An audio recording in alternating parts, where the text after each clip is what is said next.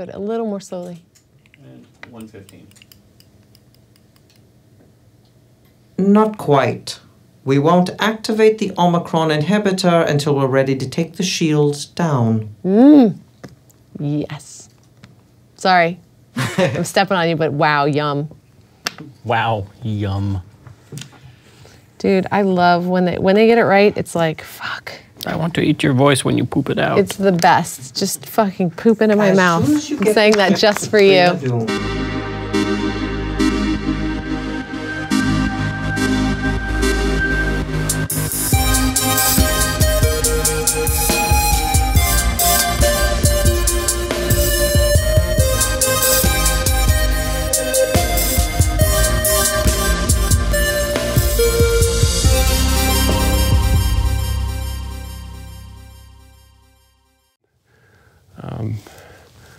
I just really like to be here whenever I can make it up the hill.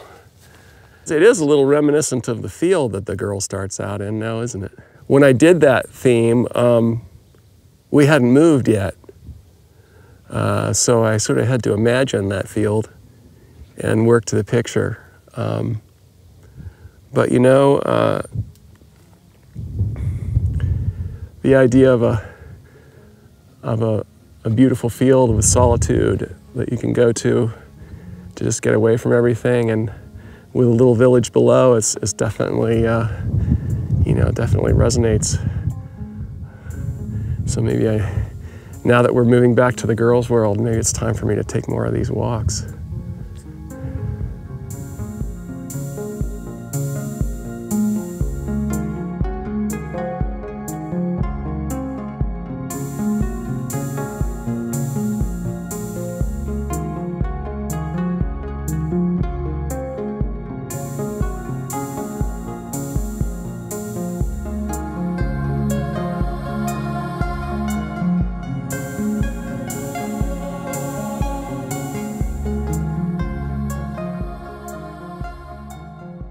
What is happening here? What has been going on? I've been so isolated writing in here. What else has been going on? Every time I play the game, it's got new crazy stuff in it, which looks awesome. So here's the start screen, and if I can basically linear blend into 8-bit mode and come out again and go back, and the game is actually fully playable. I don't know. Oliver just snuck that in over the weekend. He's like, hey, hit this key. And I was like, why? I hit it. He's like, awesome. And there are a bunch of things that are happening. I mean, obviously it's pixelated, but we're also like kind of compressing the color range as well, like in the old days. So we're kind of trying to emulate that you only have 256 colors. Like since the beginning of the project, and I was like, well, you know, I really like the old school games and like the pixelated art style that we had back then. And I kind of was like, well, I wonder if I can just like take the image and do some just shader work to it to like make it look like, you know, it's a game made in the 90s sometime, like with 8-bit. And that works pretty well, actually. You feel pretty good about moving into alpha? So far it seems okay, actually. Yeah, I thought I would be way more stressed out. So far it's okay, and probably when you can do the whole cutting thing, you can cut like, you know, months in the future. I will be sitting here like, oh my god. And the team is bringing up the last parts of Act 1 to alpha level. Starting to work on the pyramid. There's a pyramid in the game. It's getting brought to alpha this week. And it's looking awesome. Well, alpha is just that there's something rough in there representing everything. There's like, all the assets are like, something's in there taking a place for them. And then you get them all working the way you want them to for beta. And then after beta, you're hopefully just fixing bugs. Way ahead of schedule. We're good. We're where it says to be.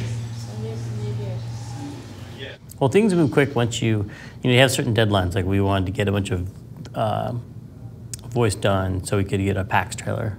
And also because the animators are waiting for the voice to start. They haven't finished like a single scene in the game yet because they want the final voice in there. So we want to get that done, and once it starts rolling, it goes pretty quickly. You know, when they go through the playthroughs and stuff right now, it's sort of the animation is sort of the least polished oftentimes. And so sometimes it's rough, like to sit through playthroughs, you know, and and know that the quality's not there yet just because you haven't gotten to that phase. Greg came in. He has a question for us. Ray! Hi. How are you doing? I'm doing well. How are you? I am good. Sweet. No, I got an email from our new executive assistant that was trying to set up Tim's flights. So I wanted to see how things were looking and if she should go ahead and do that. So if each one of these characters has at least 80 lines to read, then yes. I think we're going to have enough written. So that's a question for Melina or someone with access to the database. We can have Melina run that right now. Okay, today we're going to start. Please welcome Melina. Melina's not amenable. I'm so happy to be here, you guys. Here in person, she's come through the magic of the screen to our world. Yes.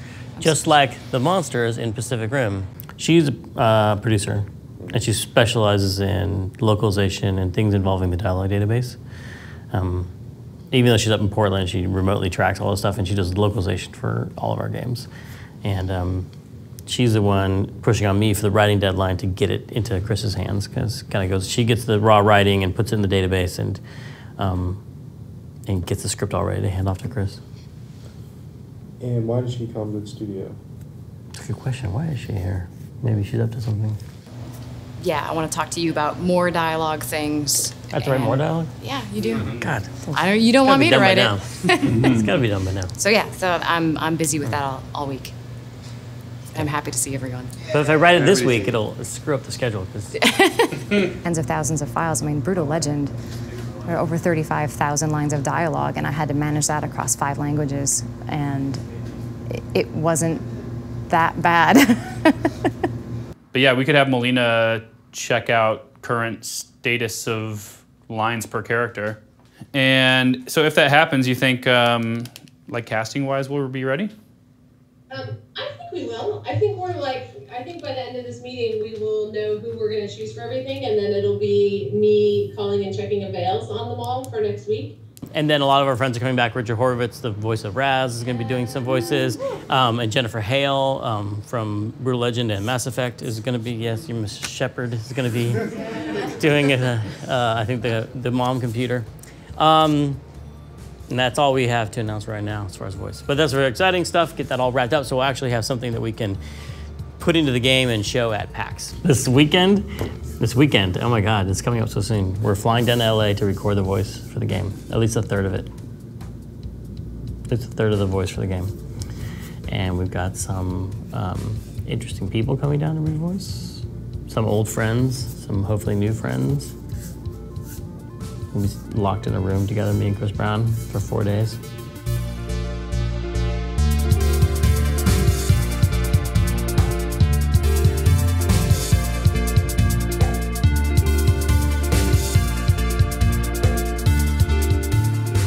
There is no room in the Space Weaver's life for friendship. Aww. He slides alone, like a shuttle of yarn across the warp of time, on an ever-sought shortening. Fuck that up. Can you fuck that up? You totally fucked that up. I love that. That is so fucking good. All right. It's kind of like he's Pee-wee, rebel, loner. 24. But look, see, look at this. Look at this island in front right here, see? And it's just like this hairline's receding. I can't stand it. Really? Lice check. It looks good. No. Tim, you have lice. We have never cast a game this quickly, and we have never cast a game with a budget this limited. I mean, with the exception of, we're Day of the Tentacle, you have like 1,500 lines, you know what I mean? But even then, I think we probably spent more money on Day of the Tentacle. That's Tim, who started the company, and he was one of the chief game designers at LucasArts, working on like Monkey Island and kind of this whole set or series of games that people feel really strongly about. They have a really strong emotional connection to those games. And then I started at LucasArts in 1990, and there were 60 of us. Like LucasArts was 60 people. I mean, we were a bunch of goofball rejects. It's not how it is now, where you have guys who go to college, and then video games is a place where you can be successful financially. Do you know what I mean? We were all kids who were alone, and computers were our friends, And so then we were in a safe place where we could be together. So yeah, we super bonded. all of us. I mean, we all still talk to each other, and I think we'll talk to each other for the rest of our lives. Yeah, so we do know each other really well because she was back at Lucas back in the 90s. So we've known each other for a long time. You get into a lot of strange kind of routines in the studio. When it's like, for some reason, sitting in a recording studio is grueling. Like, you're just sitting in this little chair, you're hearing voices, but like after a day of that, you're like, oh my God, I was in this tiny room all day. And like, I mean, maybe it's like editing for you guys, but it's like, you're in a tiny room faced with a big control panel and you're talking over this I don't know why it's so exhausting. I'm so delirious from that 30-hour session that I don't even know who I am anymore. It's almost like it was Brutal Legend. Oh God. 30 hours. I delegated all the hard sessions of that one. I only come for the movie stars. You're telling me, man. I mean, I only come for the stuff. You only come for the important stuff. I leave the stuff where the script is really idiot-proof. Do you like that term? It's like a writing term. Like, it's director-proof. Yeah. Just in screenwriting class, they're like, you gotta really write your script so it's director-proof. That's because which is so people funny. are working with directors who aren't me. It's just, that's obviously not the way I feel. What? It's obviously not the way I feel. Okay, so I want to hear Frank's blowjob story. No, your writing is awesome. It's perfect and fantastic. It doesn't compare to Frank's blowjob story. So in between takes, you just start to, for some reason, tell extremely dirty jokes. This is going in a weird direction, obviously. Well, the camera's off, right? Nope. It's like going to some weird foxhole or trench together. Hi, Jen. Hey, how are you? I'm good. How are you? Good. Good to see you. You check. Go. Check. Cash. No, More? Yeah, you're good. No, you're good. No, please, no more. The boy, Shay, that's a story about a boy who was raised essentially by a giant spaceship all by himself, and he lives alone on this giant spaceship. He's very quiet and lonely, and he's cared for by there's a mom and a dad that appear on like computer screens and take care of him, and these big like knitting arms come down from the mother, and that's you, the mom. And it was great when he was 7, but now he's 14. He's starting to feel like he's tired of this kid stuff, and he wants to do something real with his life and go out on adventures. And so he meets this shady character. People who do the professional voice talent, people like Jennifer Hale and Richard Horvitz, who just do this all the time. They walk into the studio, they don't know anything about it. They grab the script and they cold read it, and they nail it after a couple lines like that. And they walk in, and it's like, okay, they got to pull it out. So it is the hardest, you know, as Jen Hale says, she's like, it's not just acting, it's acting on steroids. It is the hardest job, and you can't rely on your facial expressions. And how frantic is she when she's Shay, where are you going? It's not safe. Shay, with 3 exclamation points. Is it like yelling, or? On a scale of 1 to 10. This is even more hell is broken loose. Like, the ship is actually being attacked now, and Shay is running to go fix it. He's going to go in a spacesuit, and he's running down the hallway. And so you're in one of the orbs, and you're doing your normal thing, like trying to calm him down. But then he's not stopping, and you're like, hey, he's not listening to me. He's not listening to he's not being calmed down by my thing. And then what's he doing? Okay, so 448, is it, dear God, he's going to die, or is it, hey, listen to me? No, it is the former more. Dear God, he's going to die. Like, is it that bad? Like he's running out into a tornado, kind of like. Running into a tornado. Okay. Shay, there you are. Something's happened to the ship, but don't worry. Your father's gone out to fix it. Shay, where are you going? It's not safe. Shay! There we go. Wow. Perfect. You know, and the actor loved it. I mean, you really want an actor who loves what they do. I don't hire celebrities for a payday at any other company, at any other studio. People will say, oh, let's get so-and-so. You know, we're an X studio, we have X million dollars. Let's just pay them because it's gonna be rear ends and seats. And I'm like, why do you want someone who's only here for a payday? Otherwise, it's a waste. It's a waste of money, it's a waste of the actor's time. You want someone who's just like not having fun and not into it. And that's the thing about Tim's writing, and that's the thing about Double Fine, is that it's so incredibly rewarding for the actors. They come in and they do it for essentially what's free. All missions are canceled. I love you. Good. Can we get 3 in a row Slow and super sincere. Uh-huh. Of I love yous. Is that just for personal use? This boy is, now that he's 14, he's starting to feel like, I'm sick of these things. I want to do some actual action, get out there. Yeah. And that's when he meets Marek. He's like the wolf who comes out of the cracks he's been watching. Do you want to hear the odd, or are you good? Yeah, I'll listen to it again. You mean my, yeah. David Kaufman, MAREK. You came because you are done with children's games. My name is MAREK, and what I'm about to show you is no game. You were talking about that when we were casting. It's like, well, we have this other guy we know can do it, but I really like this guy's voice and it's new.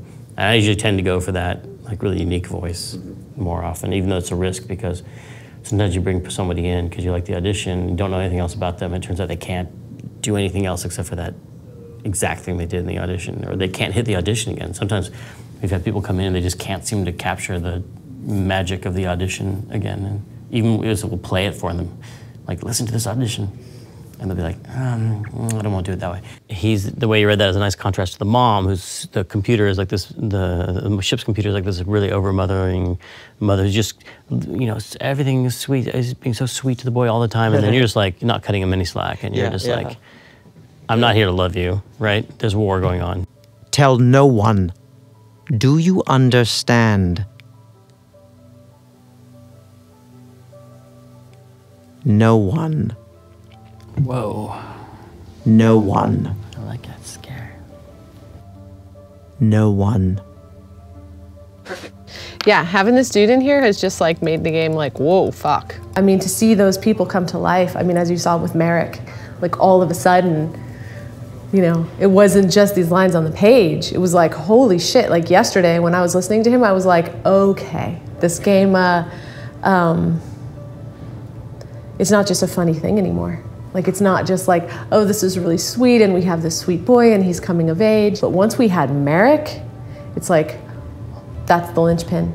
Do you know what I mean? For the boy's story. Like, once we have him, that was crazy.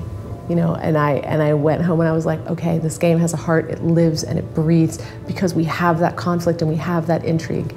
And that's, I mean, that's so amazing. The game went from being like, oh my God, it's cute and it has beautiful characters, but like Marek, and I'm seriously, like these guys will tell you, like, one, I'm total super bitch. Two, there's no reason for me to tell you this. Like, there's zero, right? That's awesome. Yeah, it's fucking awesome. Like, she's even I understating love him. what a bitch she is. Also that.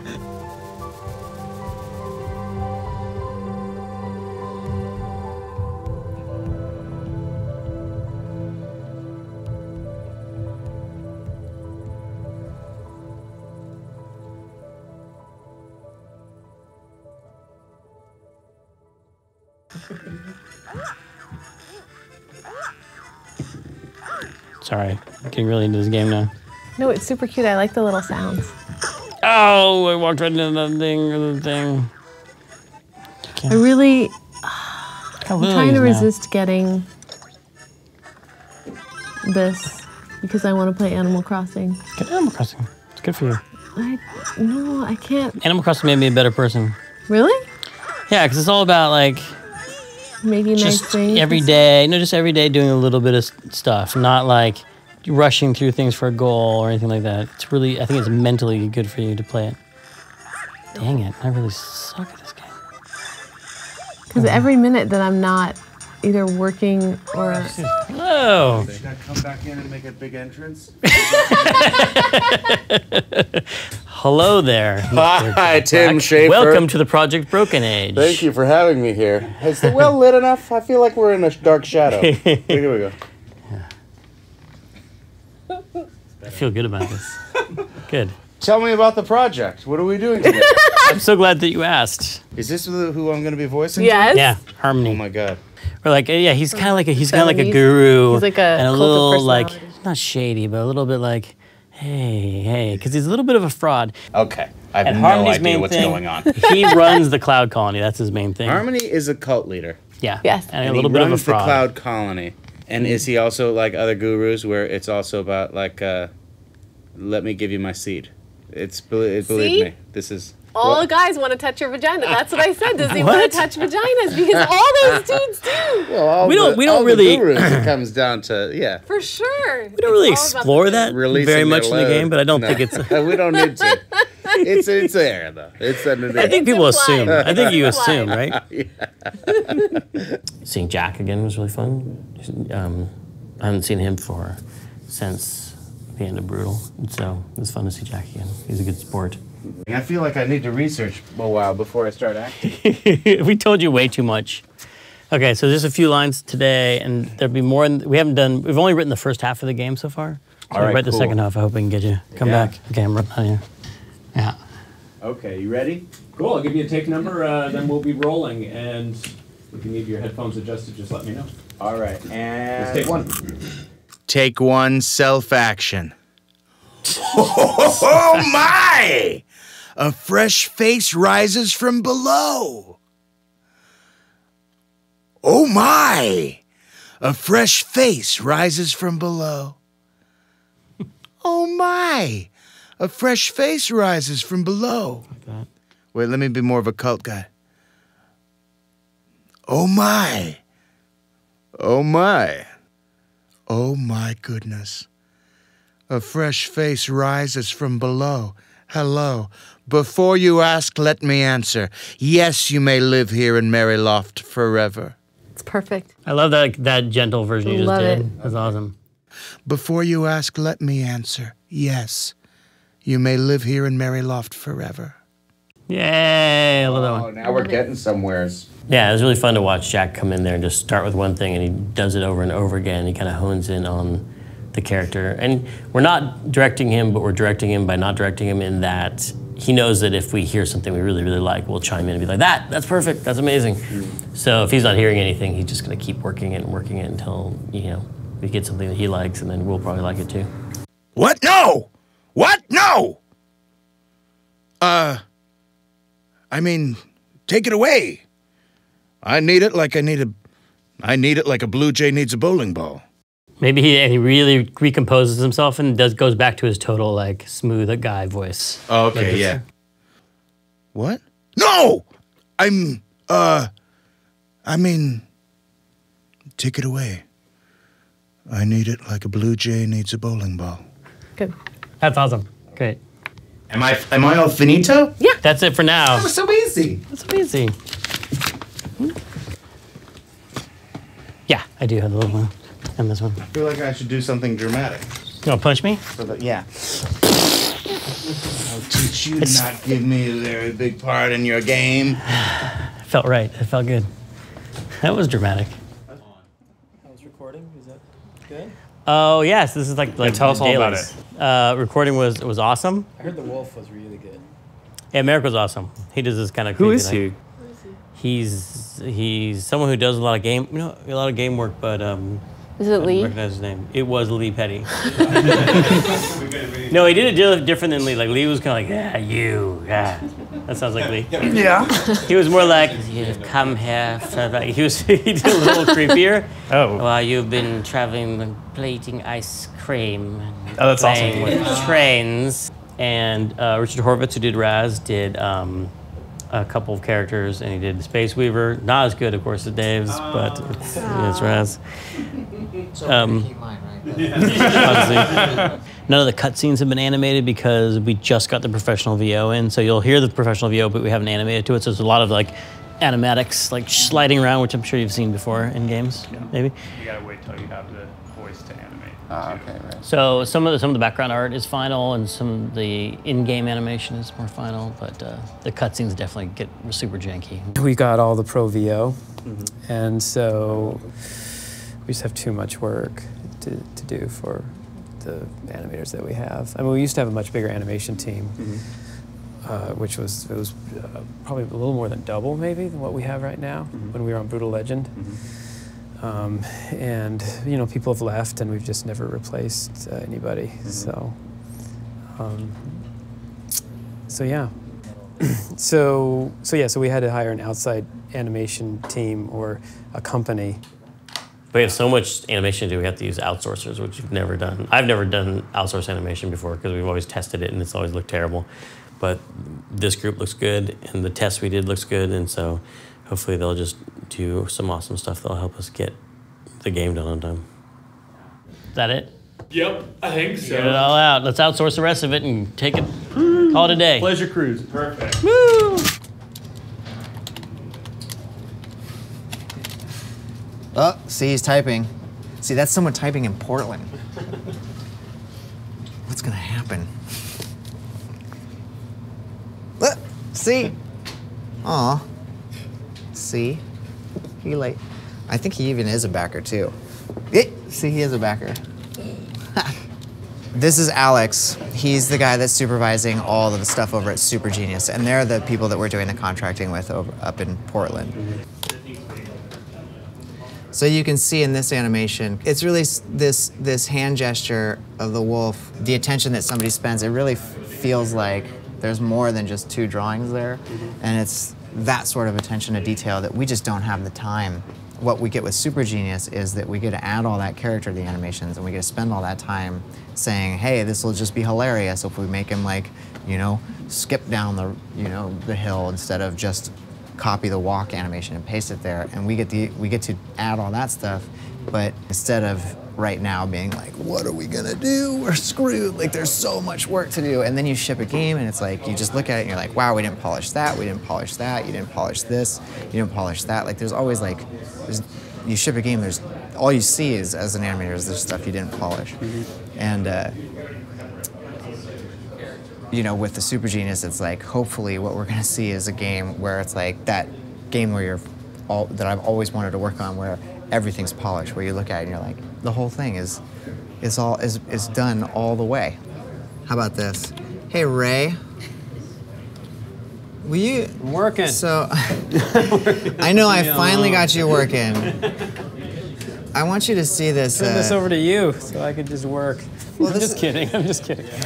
Oh yeah, our expert crack team of judges are the animation department. I mean, the animators, they're the ones who are, Ray's the lead animator, so he's in charge of making sure that everything animated on the project looks good, including the outsourcing team. So we leave that up to him.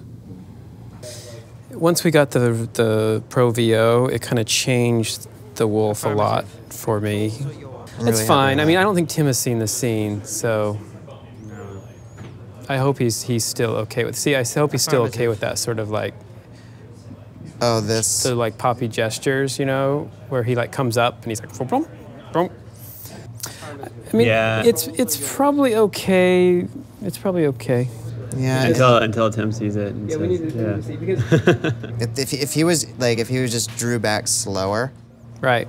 Affirmative. Affirmative. Yeah, I think we should just slow it down. I think he should be more like affirmative. All right, cool. Then I'm gonna give him the note to watch out for that. Just this part of the game is pretty. But yeah, I mean, yeah, this is cool. This game looks good. I want to play more. Are you guys going to have a demo of this game? Also meeting today about PAX demo and what the scope of that will look like. Start figuring out a plan for that. Okay. Should be fun. I would vote against a public demo for now. What would we have at our booth then if we... Nothing. Just do a trailer? What do you mean nothing? It would mean we have no games at our booth right now. I mean, it depends how we show it. Like, showing adventure games on the like at E3 and stuff was always a nightmare because like you can't it's not like jumping into a mech and shooting a bunch of stuff or even playing Brutal Legend. Like, it's like you can't, it's hard to really kind of, I mean, now that we have, their headphones are more common and stuff, I think it's a little easier to demo them, but you're still like sitting there for a while being stuck on a puzzle is not something that's fun to do, and people are lining up behind you to see the game. Or, the big problem with this whole thing, potentially, is that we're going to disrupt all this. We just spent all this effort getting everything into a flow that's going to unblock our dependencies. And so even doing any of this work is probably going to disrupt that somewhat. It's hard to say how much until we look at that. But polishing Spaceship to beta right now, I think would be the absolute worst thing, because we have so much areas of the game that have issues we've got to work through. And people like myself and Bagel, some of the animators, need to stay out ahead or we're going to get exactly where we were, where everything's blocked up. And part of that happened because of the last trailer we did. I mean, obviously, there's undeniable benefit. It's hard to quantify the benefit is always the issue with making these decisions, right? It's like, well, people get excited and that generates goodwill, but... Like the two things that I want spoil each other, like showing really meaty gameplay and not spoiling things. They're like kind of mutually exclusive. All right, this is all good stuff. Except you're doing the smile. They're doing the I'm really unhappy smile. No, I'm not. You're doing yeah, life's shit like I thought. Yep. Yep. That's exactly what I thought life was like. No, I mean, I've always been about trying to like figure out how we can do it without disrupting, but now we just have to figure out what that means for our PAX plans. So. I mean, in the end, it's not even about it being disrupting. I really don't care about disrupting Lee at all. I mean, it's really, that does, no, I mean, it's not even about that. It's like, if it really felt like, oh man, it was such a juicy reward at the end of it. Like if it was really like, that demo would really turn people, like millions of people into fans of the game. Like I feel like it would be great, but I feel like showing the spaceship to the press would not necessarily convert a whole bunch of people, you know. Well, that's what I meant by disruptive. Is it worth it? Because, like you said in the earlier episodes, no one cares how well a game was produced. I don't think anyone cares how well a game is promoted if it comes out and it's not good. So, like, at least the one discipline here that we can agree no one cares about is production. I don't remember saying that. But I mean, it's the same thing. Like mid-production promotion. If it's not, if we, I want it to be as good as it can when it comes out. Anyway, it's just a hard. Like it became a lot more important with all the press shit that went down. Because like now, what does it look like? Oh, suddenly we're taking off the floor map of PAX and we pulled out of PAX. Like, that looks bad. Just because I thought someone was going to throw acid in my face. Say that. Tim was worried about acid. But yeah. Okay, but then what if we showed a press demo that wasn't totally polished, which is worse? Giving him ammo to hate on? Yeah. I think that's worse. Honestly, like, do anything right now, or just be sit out this PAX? Yeah, I feel like we don't, like... I think we might have to if we don't do it. I don't know if can we now? We probably have to pay for some stuff. You could have a kick-ass merch booth. Yeah. We could do that.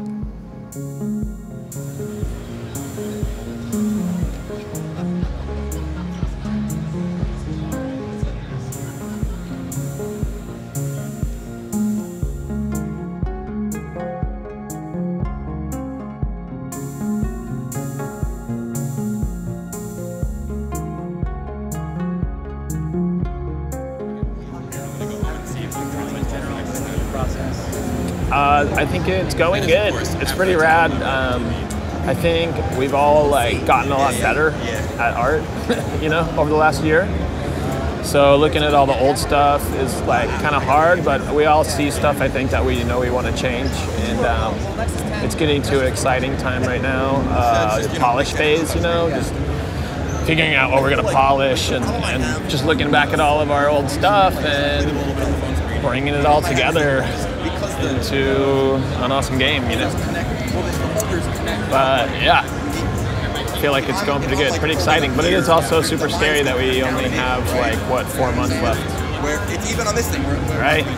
But yeah, I'm going out to San Francisco on the 16th of September, and I'm gonna be out there for 2 weeks, and we are gonna talk about polish, figure out a plan, and then just start nailing it.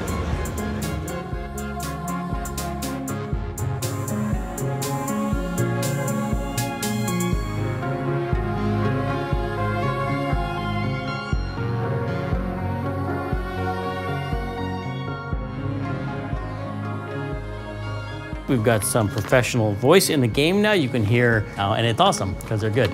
Oh my! A fresh face rises from below.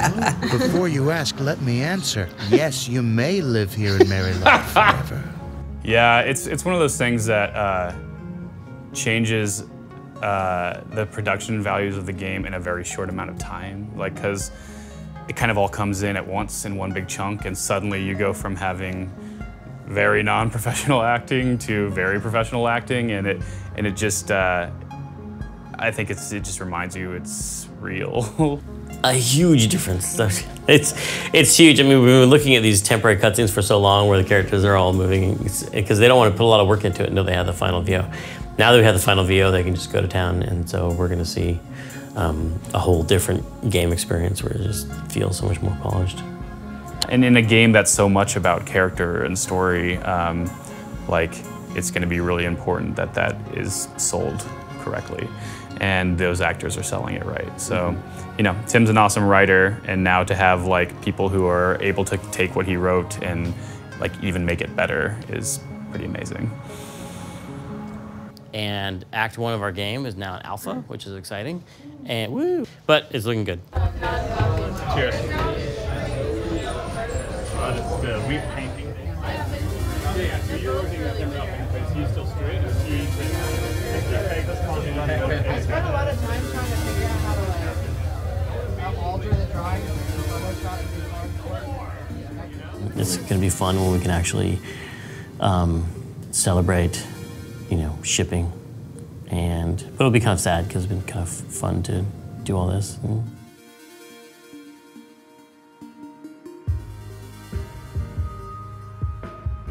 I'm not going to celebrate till the whole thing is shipped. I suppose we'll have some sort of celebration of shipping Act 1. But I'm like, don't talk to me till it's done. April, May, definitely between April and November. Depends on how many the first act sells. If it sells a lot, we'll just go all the way into 2016. Just kidding.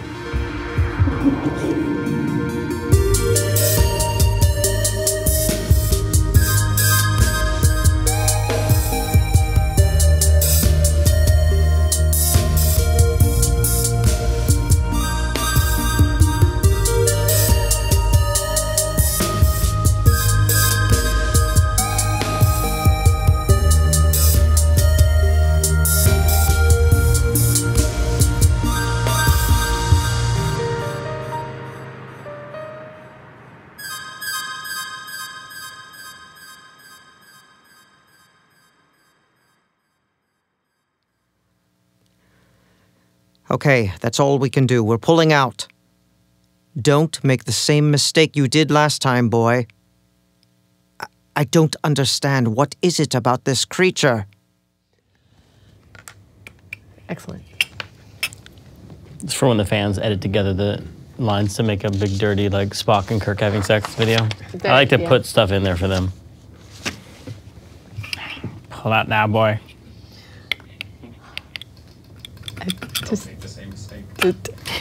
Think about baseball.